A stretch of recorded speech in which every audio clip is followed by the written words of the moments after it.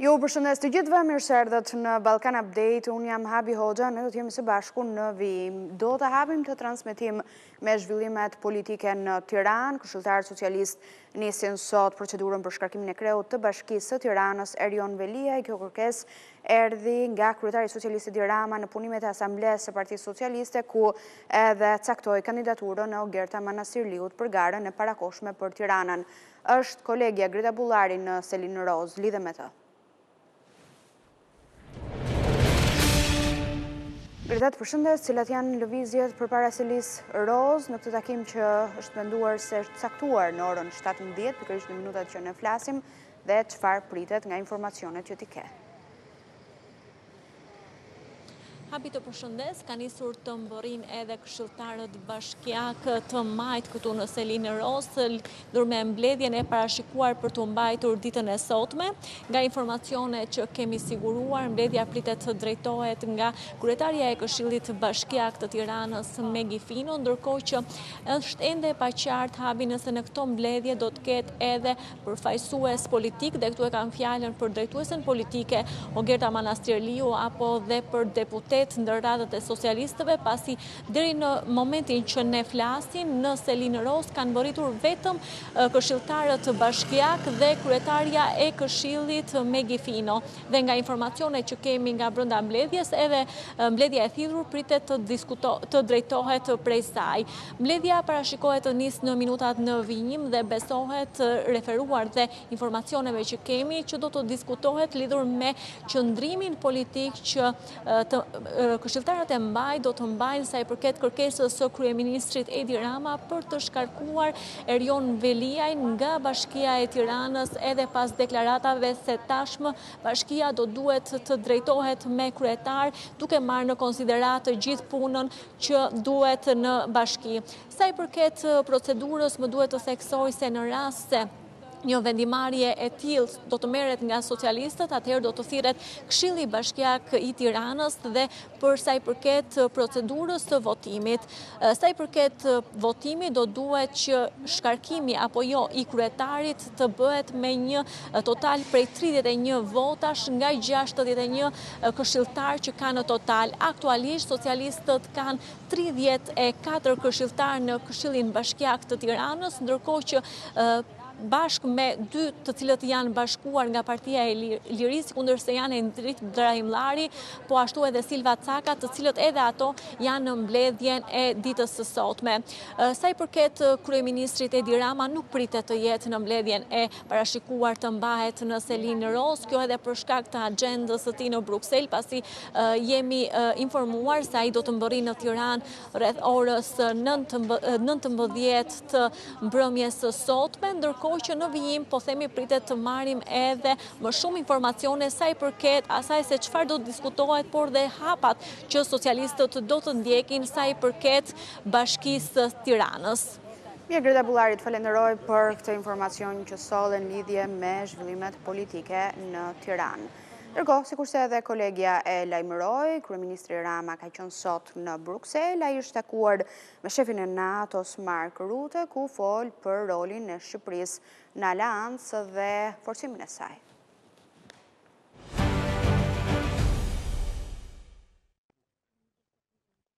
Në ditën e dytë të qëndrimit në Bruksel, kryeministri Edi Rama u prit nga sekretari i përgjithshëm i NATO-s Mark Rutte në selin qendrore të aleancës. Rutte vlerësoi rritjen e buxhetit të mbrojtjes, ndërsa e cilësoi Shqipërinë një antar të fortë në të cilin NATO mund të mbështetet. Albania is a staunch ally. Shqipëria është një aleate e palëkundur. Shqipëria do të mbërrijë 2% të shpenzimeve ushtarake këtë vit, që është angazhimi më i madh. Shqipëria po zhvillon bazën e saj industriale përfshirë edhe përmes ndërmarrjeve të veta shtetërore, çka është e rëndësishme sepse na duhet një bazë më e fortë industriale në mbar NATO-n.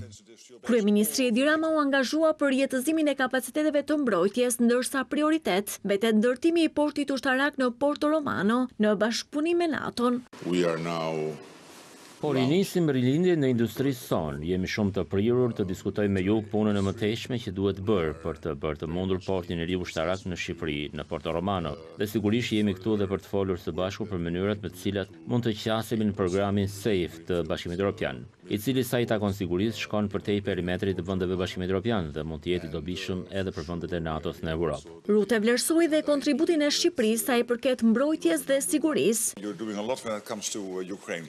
Ju po ndihmoni shumë me Ukrainën, për shembull përmes komandës tonë në Wiesbaden, ku kemi një mision shqiptar, por po kështu përmes trajtimit gjyqësor për partnerët në luftime, për teknikët, kështu që po bëni shumë kur vjen fjala për Ukrainën. Edhe jashtë Shqipërisë ju po merrni pjesë në forcat atlantike në Letoni, në Bullgari, jeni aktiv në Kosovë përmes KFOR-it, kështu që vërtet po bëni shumë më tepër përtej madhësisë tuaj. Shqipëria ka nisur përgatitjet për organizimin e samitit të NATO-s të vitit 2027, një angazhim ky që dëshmon jo vetëm rolin e vendit tonë në arenën ndërkombëtare, por edhe përgjegjësitë e saj si vend antar i aleancës.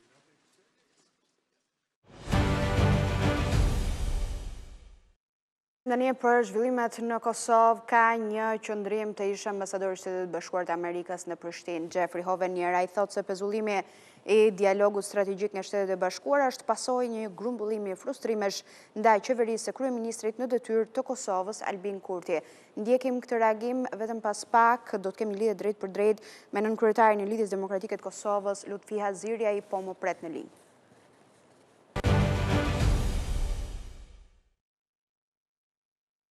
Pezullimi i dialogut strategjik nga Shtetet e Bashkuara është një pasojë një grumbullimi frustrimesh ndaj qeverisë së kryeministrit në detyrë të Kosovës, Albin Kurti. Kështu e argumenton veprimin e Shteteve të Bashkuara të Amerikës ish ambasadori amerikan në Kosovë, Jeffrey Hovenier. Sipas Hovenier, pezullimi duhet të merret seriozisht dhe e cilëson si një humbje të madhe mundësie për forcimin e partneritetit mes Kosovës dhe SBA-s. Dialogu strategjik do të ishte një hap i rëndësishëm për Kosovën dhe është për keqardhje që nuk do të ndodhë. Kjo nuk do të thotë se bashkëpunimi i vazhdueshëm është pezulluar ose dëmtuar, por do të thotë se një mundësi për të arritur dhe forcuar atë për momentin është ngrirë. Kjo duhet të tërheqë vëmendjen e të gjithëve që brengosen për fuqinë dhe vitalitetin e marrëdhënies, thot Hovenier, tani bashkëpunëtor i lartë jo rezident në qendrën për Evropë të Këshillit Atlantik. Hovenier bën thirrje që ky mesazh i SBA-ve të merret seriozisht, pasi dialogu strategjik është një instrument diplomatik që Shtetet e Bashkuara e përdorin për të avancuar marrëdhënie dypalëshe me vende të ndryshme.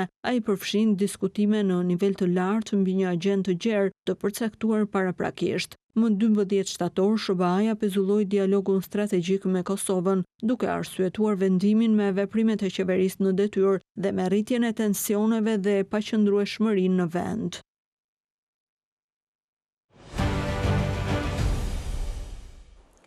Kam kënaqësinë të ftoj në këtë bisedë nënkryetarin e LDK-s, Lutfi Haziri. Zoti Haziri, ju përshëndes, shumë faleminderit për kohën, mirë se erdhët në Ballkan Update. Faleminderit, kënaqësia është imja. Do t'ju pyes pa diskutim edhe për atë se çfarë po ndodh në Hagë, çfarë ka ndodhur gjatë gjithë këtyre ditëve që ka marrë pa diskutim vëmendje, po duhet ta nis nga diçka që po ashtu më bën shumë përshtypje. Duket sikur politika në Kosovë, kryeministri në detyrë dhe qeveria e tij në detyrë kanë rënë në një gjumë letargjik për sa i përket veprimeve që ndoshta mbi të cilat kanë kompetencë. E them këtë sepse përpara se të lidheshim së bashku, ndoqim dhe materialin dhe qëndrimin e ish ambasadorit të Shtetit Bashkuar të Amerikës në Prishtinë, Jeffrey Hovenier. Ai tha se pezullimi i dialogut strategjik do duhet merret seriozisht. Në fakt, si po merret ky mesazh i SBA-ve në Kosovë, si shumë qet po më duket. Po natyrisht Kosova tash një kohë dhe mund t'ju konfirmoj tash viti i tretë ka kalu në për një marrëdhënie të kushtume nga ona e zotit Kurti, i cili në kuadër të veprimit politik në emër të qeverisë Kosovës dhe në emër të agjendave politike që ai ka nxjerrë në dritë, Kosovën e ka futur në një tunel, e ka futur në një rrugë të errët politike, pa qartësi dhe natyrisht kjo pritje e humdurimin. Çdo lloj pritje pa kufi, veçanërisht nga aleatët me cilët ne në radhë parë SBA ka pas marrëdhënie të pakushtuara, marrëdhënie të mirëbesimit dhe agjenda politike jo vetëm në disa sektor, po ajo ka të pas prezencë trefisht në Republikën e Kosovës për dallim nga shumë vende të rajonit tonë, dhe kjo lloj kujdestarie ndaj Kosovës dhe ndaj politikës së Kosovës ka qenë hapun drejt për drejt dhe mbështetja më e madhe që Kosova ta kalon këtë fazë politike. Zotën, kjo marrëdhënie e kuizuar tash është formalizuar fatkeqësisht nga ana e State Department. Lista e shtëpisë bardhë që njihet në Prishtinë e që ka fjet në zyrën e presidentës Osmani Tash vitin e tretë, është aja që nuk ka arrit më përballu në asnjë lloj dialogu të brendshëm. Zoti Kurti, përveç raporteve të kushtëzuara me BE-n, dhe këtu vjen shprehje prapë dialogu me Serbinë, fatkeqësisht e ka shkaktuar edhe këtë lloj marrëdhënie të kuizuar me SBA, që do të jetë jashtëzakonisht e vështirë të ardhmen me largu nga tavolina, sepse nuk është bërë e qartë ende se çka nuk kupton për qeverinë e Kosovës, për çdo ndonjë qeveri të Kosovës që vjen suspendimi i dialogut, i cili është mrri me vështirësi të mëdha. Vetëm në janar të vitit kemi mrri me marrë konfirmimin për hapjen e dialogut strategjik. Po. Dhe vetëm në janar të vitit është konfirmuar që do të vazhdon fondi mileniumit, ajo që njihet si MCC, mbështetje që qeveria amerikane i ka ngri dhe i ka largu nga tavolina për shumë vende. Kosovës që është konfirmu, ka qenë dy mekanizma jashtëzakonisht strategjik që është konfirmu Kosovës dhe vetëm për pak muaj zoti Kurti arriti me suspendu, fatkeqësisht dojë arriti me suspendu, me neglizhencën, me sjelljen e tij politike dhe me humbjen e durimit që shkaktoi tek partnerët më të mëdhenj politik. Zoti Azeri, kam një pyetje drejt për drejt, marrë parasysh gjithë çfarë po ndodh, një pezullim mirë të dialogut strategjik, po i pezullim veprime dhe përçojnë përpara të formim qeverisë së re nga gjykata kushtetuese. A do të ketë zgjedhje të reja të përgjithshme të parakoshme në Kosovë dhe a është e gatshme LDK-ja të futet në këtë sfidë?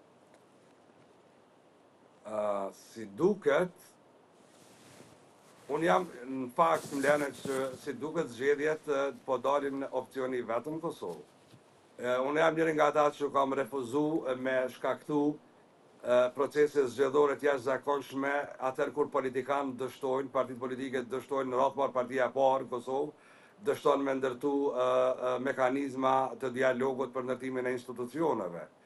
Por prej 9 shkurtit e deri sot, ku jemi në fund shtatorit, partia e parë në Kosovë nuk ka arrit asnjë takim normal politik me organizu në mënyrën se si me përballu ndërtimin e institucioneve në Kosovë, dhe kjo po shihet që tani më Kosova ka një krizë politike të shkaktuar dhe të menaxhuar nga zoti Kurti.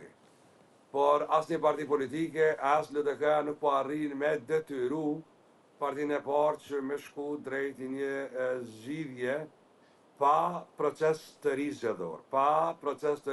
Dhe krejt vendimet e vështira politike në Kosovë po i deblokon gjykata kushtetuese, fatkeqësisht. Nuk e kemi asnjë vendim për 9 shkurtit që partia e parë ose partitë politike kanë arritur me debloku dhe me sjell zgjidhje politike.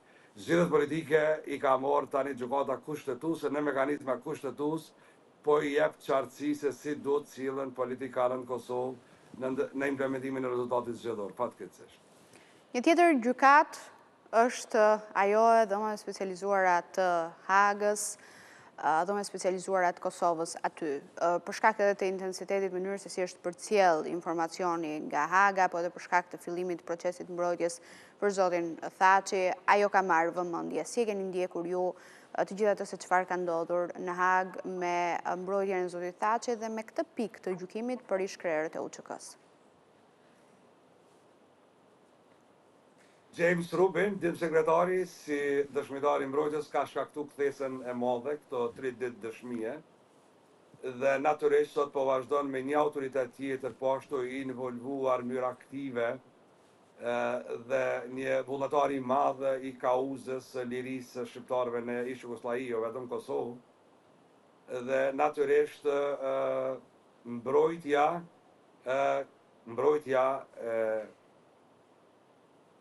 e Kosovës, në këtë rast, në dhomat e specializume që janë poashtu të Kosovës, po përballet me edhe kundër 400 dëshmitarëve që prokuroria e dhoma specializuar i ka pas deri tani. 400 dëshmi edhe me prezencë fizike, edhe me dëshmi që lejon mekanizmi ligjor i Kosovës të dhoma specializuar, edhe me shkrim pak a shumë, janë ato që kanë marrë 5 vite kohë.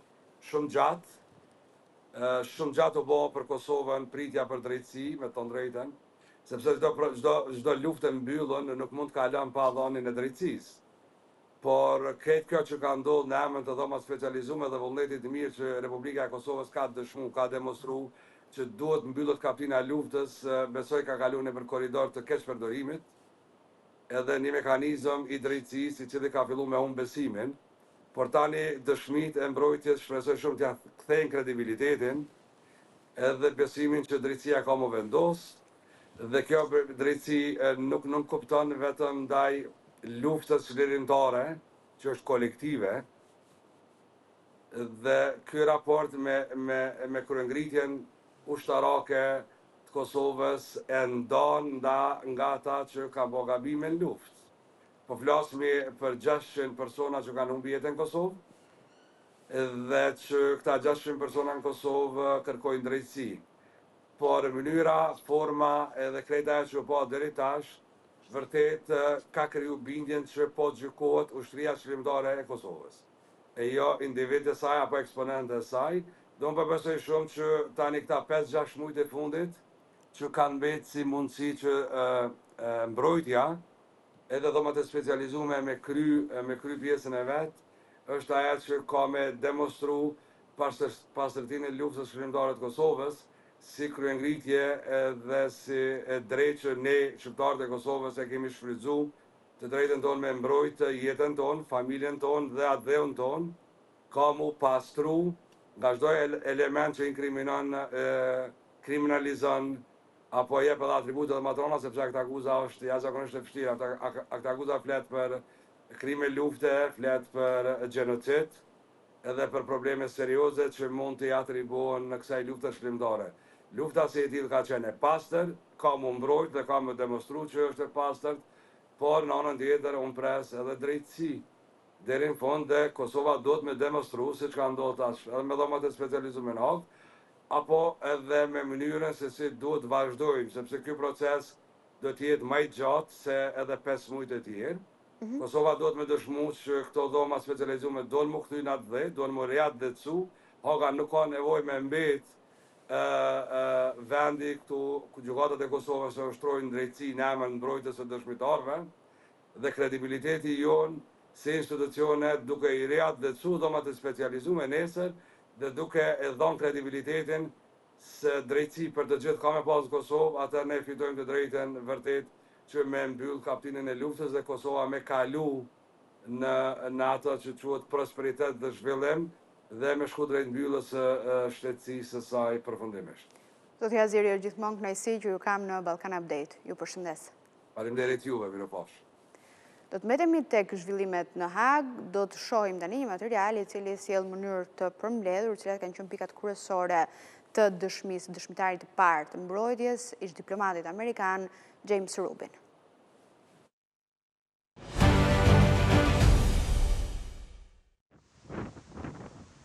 James Rubin, ish diplomati amerikan, ka përfunduar dëshminë e tij 3 ditore në seanca maraton përpara trupës gjykuese në gjykatën speciale të Hagës. Në dëshminë e tij në ditën e fundit, ai rrëfeu se si nën udhëzimet e sekretares amerikane të shtetit Albright, SBA donte që Thatche të kthehej një udhëheqës të kombit për liri, duke theksuar qëndrimin e tij që prej ditës së parë të dëshmisë, se Hashim Thatche nuk ka qenë drejtuesi kryesor i UÇK-s, por më shumë njeriu politik i tyre. Mendoj se Madeleine Albright ka zgjedhur fjalët e saj. Ajo nuk ka thënë lideri, por ka thënë një prej liderëve dhe kjo ka dallim. Pra lideri i një grupi që udhëhiqte kombin e tij drejt rrugës së lirisë. Kjo është edhe fjala që ka përdorur edhe Clinton. Donim që ai të kthehej në një udhëheqës. Albright tha një drejtues, kështu e konsideroja edhe unë, pra një drejtues i delegacionit që ishte zgjedhur nga ish shqiptar. Ne donim që ai të udhëhiqte njerëzit e tij, të çonte drejt rrugës së paqes. Këtë ka dashur të përcjellë edhe Albright me qëndrimet e saj. Rubin i është përgjigjur edhe pyetjeve mbi strukturën e UÇK-s, të cilat në prapavi kanë tentativën për të kuptuar nëse kjo ushtri ishte një grup i strukturuar kriminal. Me sa kam parë unë nuk ka pas batalion apo njësi në ushtrinë qërimtare të Kosovës. Nuk besoj sa ka ekzistuar nga pikpamja ushtarake ky lloj organizimi apo të ketë struktura të tilla që mund t'i diskutoj. Nuk kam parë asgjë që përshkruan gjëra si batalioni, brigada apo njësi siç duhet të jetë një divizion apo regjiment që kemi parë në Perëndim. Uniformat disa kishin e disa nuk kishin. Sipas Rubin, nga ana e Thaçit ka pasur interes të vazhdueshëm për të zhdukurit gjatë vitit 1999, madje ai rrëfen se një bisedë intensive për këtë temë e ka zhvilluar personalisht me Hashim Thaçin. Gjatë 2 ditëve të para, James Rubin dha dëshminë e tij mbi pyetjet e mbrojtjes dhe më pas të prokurorisë, duke u ndalur edhe tek mënyra se si SBA-ja kishte dëgjuar për situatën në Kosovë, si ishte njohur me Thaçin dhe cilat ishin udhëzimet e Washingtonit për të. Konferenca e Rambujes ishte ngjarja kryesore rreth së cilës më së shumti ushtruan pyetje, ndërsa i gjithë qëndrimi i Rubin kishte si synim rrëzimin e akuzës së parë që rëndon mbi Thaçin, atë të krimeve të luftës. Rubin është dëshmitari i parë që mbrojtja e Thaçit solli në proces. Pas tij, pritet të dëshmojnë edhe 10 dëshmitar të tjerë. Hashim Thaçi, Kadri Veseli, Jakub Krasniqi e Recep Selimi mbahen në paraburgim që prej nëntorit vitit 2020, kohë kur edhe u bën publike aktakuzat ndaj tyre.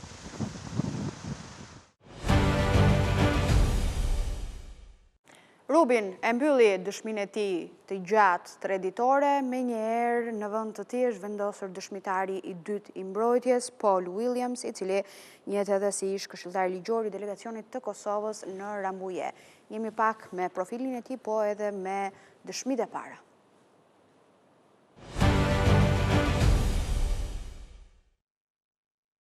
Paul Williams është dëshmitari i dytë nga radhët e mbrojtjes së Hashim Thaçit në dhomat e specializuara në Hag. Williams është një jurist amerikan i cili në vitin 1999 ka shërbyer si këshilltar ligjor i delegacionit Kosovës gjatë negociatave në Rambuje. Dëshminë e tij nisi me pyetjen e mbrojtjes drejtuar nga avokati Luka Misetic, duke rrëfyer se si u bë pjesë e negociatave të famshme në afërsitë Parisit me në fokus përfundimin e luftës.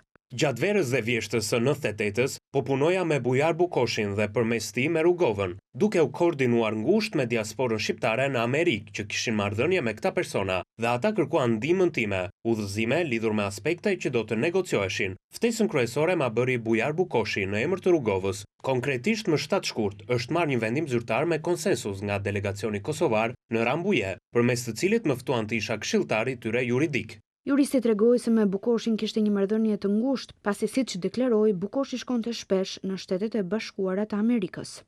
Ai vinte shpesh në Amerikë, ku takonte antar të Kongresit, mante intervista në media dhe kur ishte në Washington, ai u takua edhe me mua dhe rria me të gjatë gjithë kohës. Si avokat i tij, ai kishte edhe këshilltar të tjerë, por unë isha personi me të cilin kontaktonte për aspekte juridike. Fliste mirë anglisht, ishte i drejt për drejt, kisha marrëdhënie të ngushtë me të. Gjatë prezantimit të dëshmitarit 2, avokati kryesor i Thaçit Luka Misetic tha se dëshmitari do të jap dëshmi lidhur me vendimarrjen e delegacionit në Rambuje, diskutimet që janë bërë për transformimin e UÇK-s dhe po ashtu do tregoj për përshtypjet që ndihmuan të dilte në përfundimin se Thaçi nuk kishte autoritet të nënshkruante marrëveshjen e Rambujes pa miratim. Misetic tha se dëshmitari kishte vënë re edhe strukturën ad hoc të UÇK-s dhe autoritetin e komandantëve të zonave me në krye Adem Demaçin. William është i specializuar në të drejtën ndërkombëtare. Ai është aktualisht pedagog në Washington dhe drejton një organizatë themeluar në vitin 1994 që vepron specifikisht me shtetet përfshira në konflikt. Williams mori në vitin 2024 medaljen presidenciale të meritave të Kosovës për kontributin e tij si këshilltar ligjor i Kosovës gjatë marrëveshjeve të paqes së Rambujes. Dëshmia e Williams pritet të zgjasë deri të njëjtën.